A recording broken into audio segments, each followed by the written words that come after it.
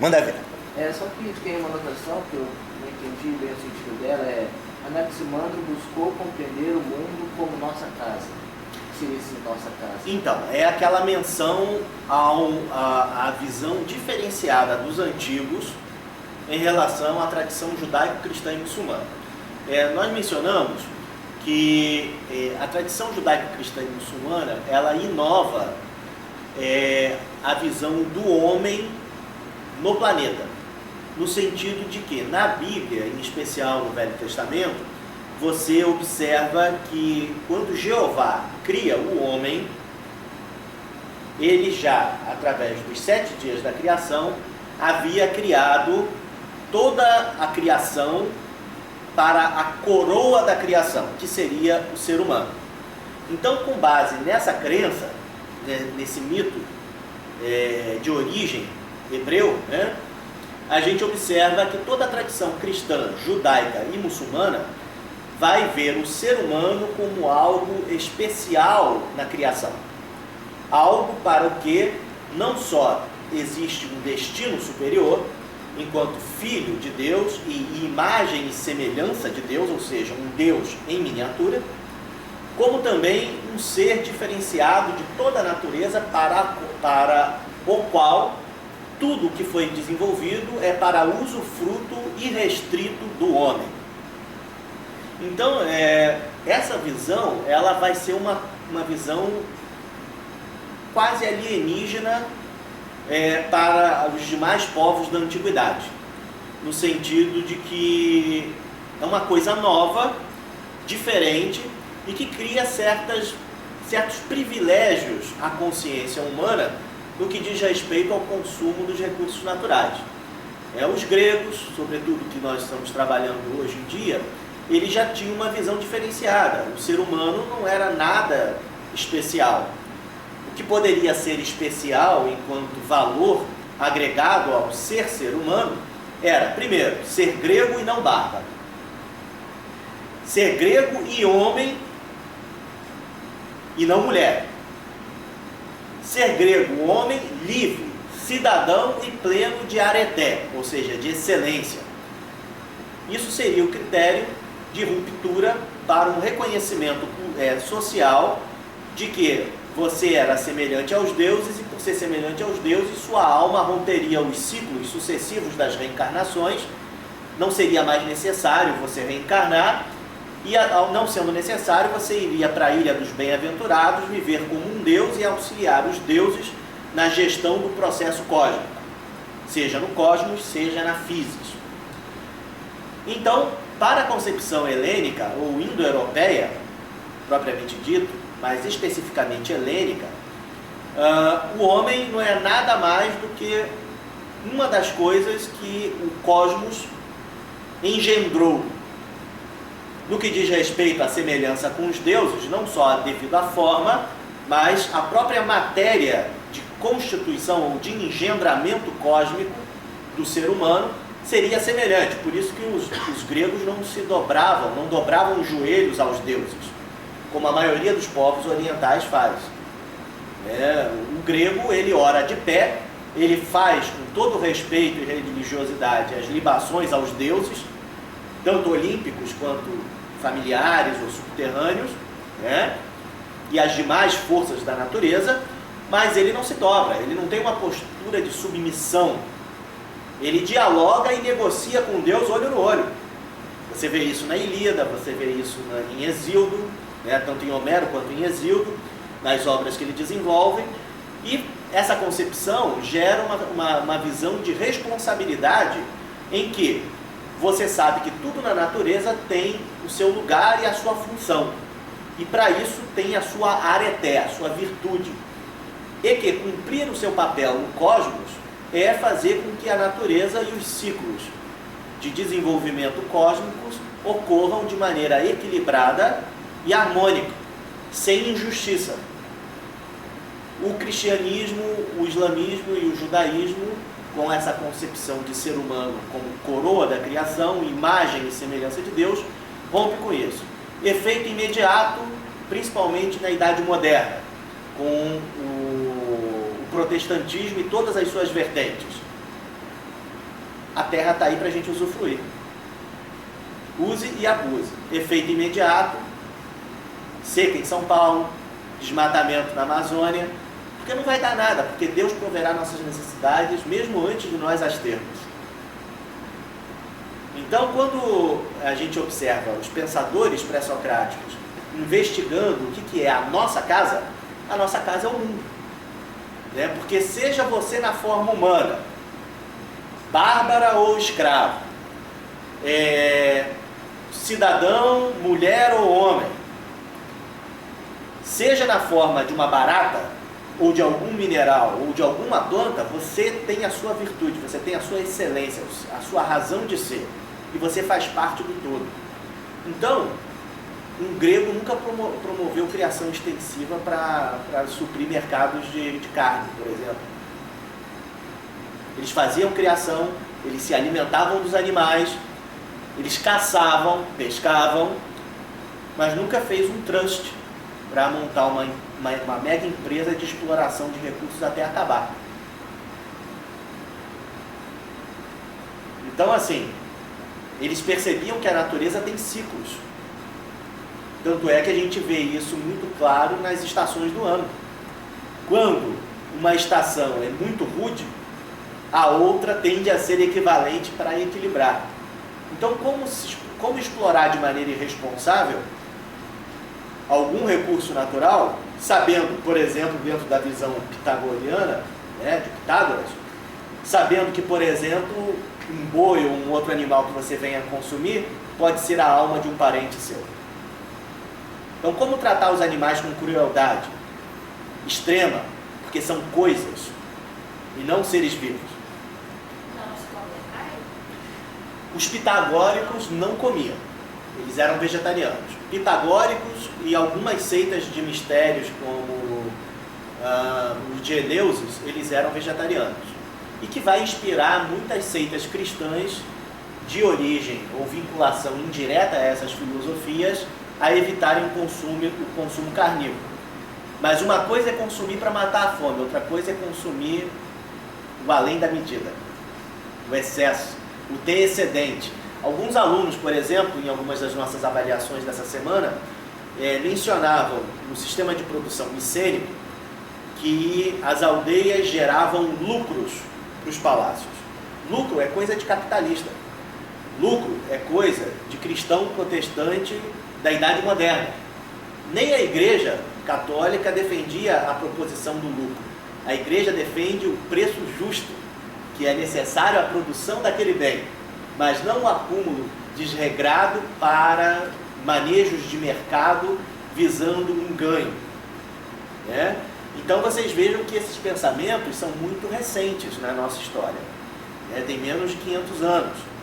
Né? O Brasil foi feito para ter lucro, por exemplo. Né? Não foi para ser feito um país onde as pessoas viessem morar, mas sim para ser explorado e as pessoas viverem bem na Europa. Então nós somos fruto dessa ideologia, dessa mentalidade que já era pré-capitalista. Né? Então, na antiguidade, conceitos como lucro, investimento, mais-valia, não se aplicam.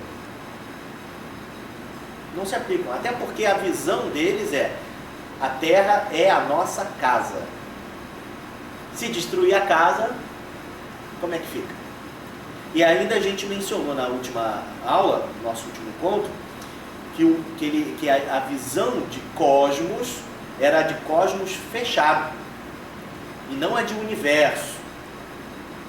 Isso tem várias implicações, como, por exemplo, hoje é uma esperança da astronáutica e da astronomia encontrar planetas similares para que, quando a gente destrua esse daqui, Deus proveja uma nova terra para nós. Altíssimos investimentos estão sendo feitos nisso, gente. Se for ver, é bom isso, não é? Os gregos já sabiam disso. Tanto, para quê? Vamos gastar para conservar esse aqui, então, em vez de destruir esse, ficar tentando descobrir um outro e gastando altos investimentos, para a gente se mudar para lá, quando destruir esse, aprenda a conservar esse daí. Filosofia popular paranaense, que eu já percebi que não é todo mundo que pensa assim, graças a Deus, mas é uma ideia aceita com certa regularidade. estando bom para mim, dane-se o resto. Isso é impensável no mundo grego. Isso é impensável na antiguidade. Isso é impensável no cristianismo primitivo. Chega a ser até antinatural, mas...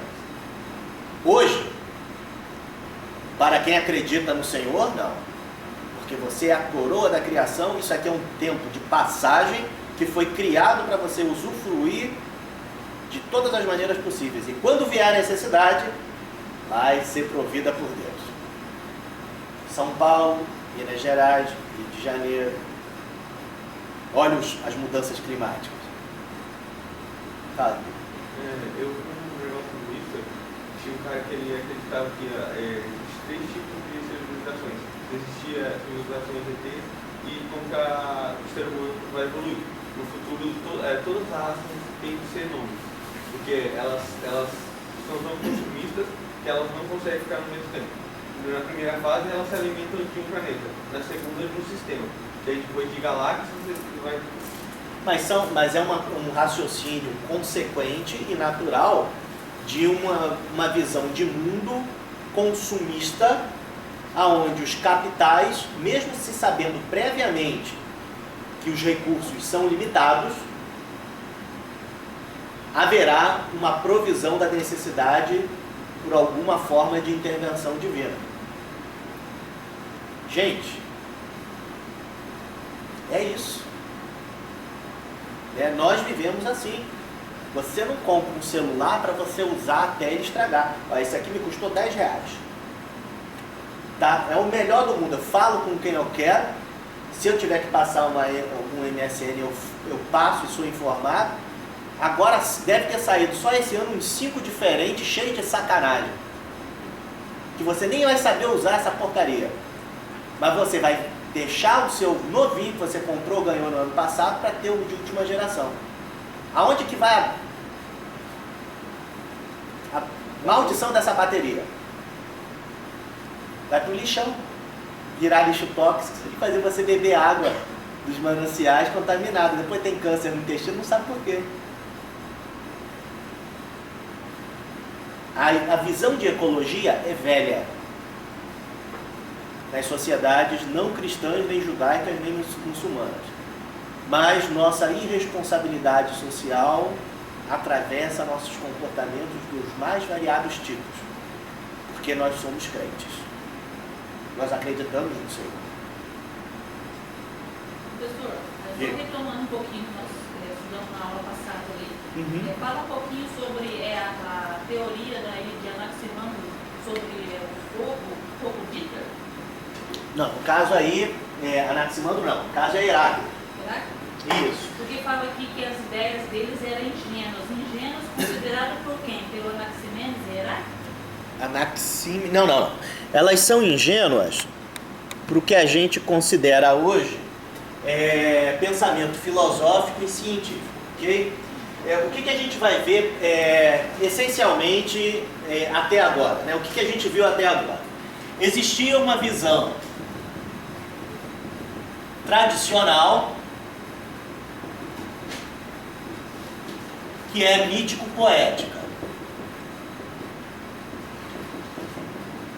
Que aqui a gente coloca Homero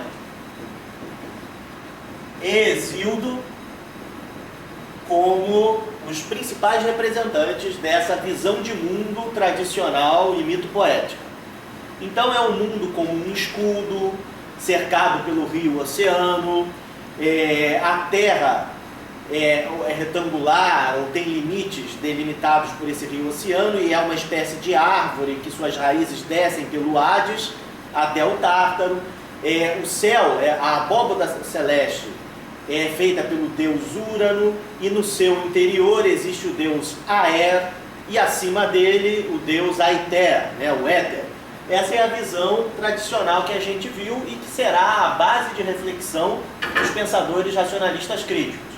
Tales, já pensando nesse âmbito da nossa casa, da sua estrutura e das forças implicadas nessa estrutura dessa casa, ele vai propor que a origem do cosmos, e de tudo que existe será a água.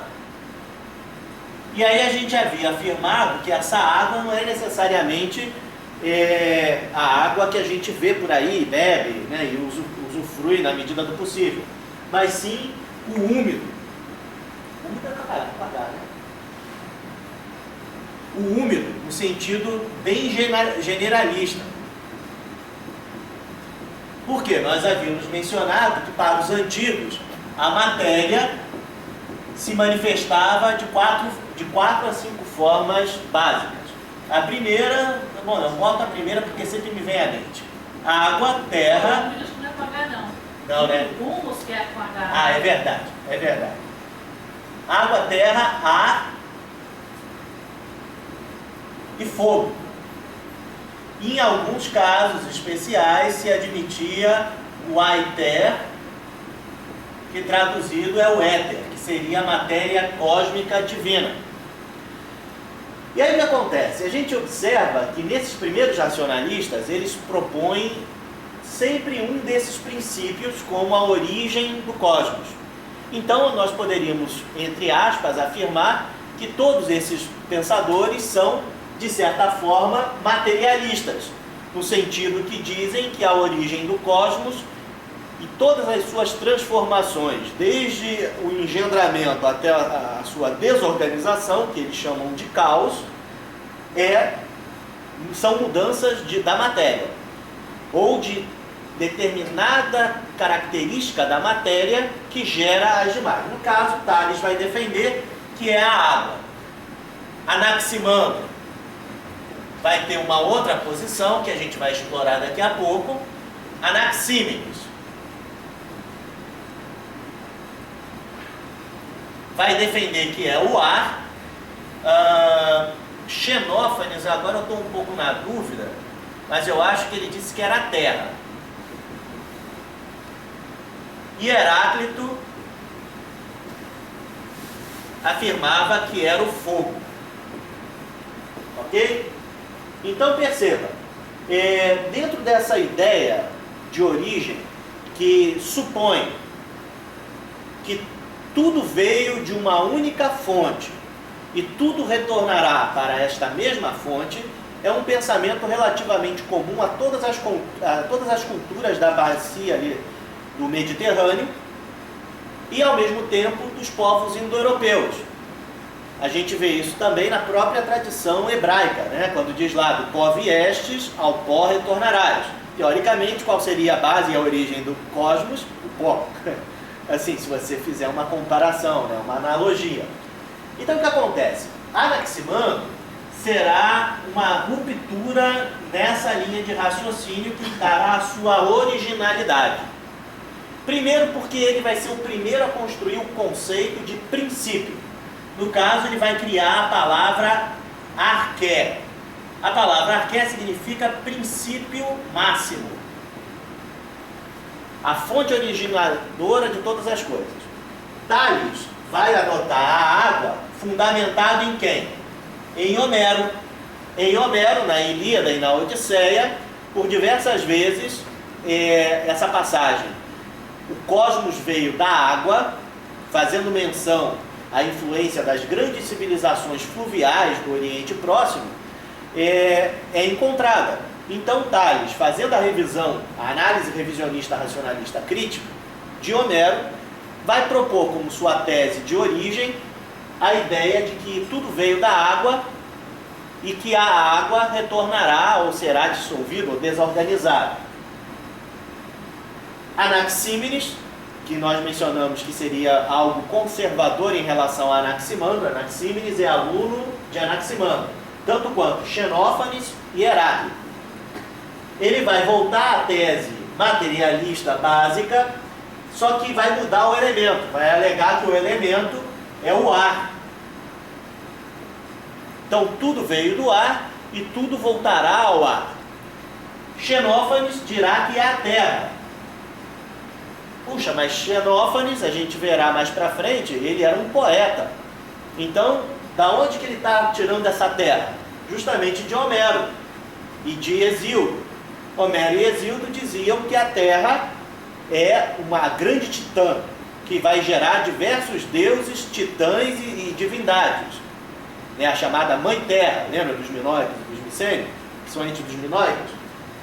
Xenófanes vai resgatar essa tradição. E Heráclito falará do fogo. E aí, nas minhas pesquisas, dentro dessa mesma dissertação aí, mais para frente, quando estudarmos Heráclito, nós veremos isso.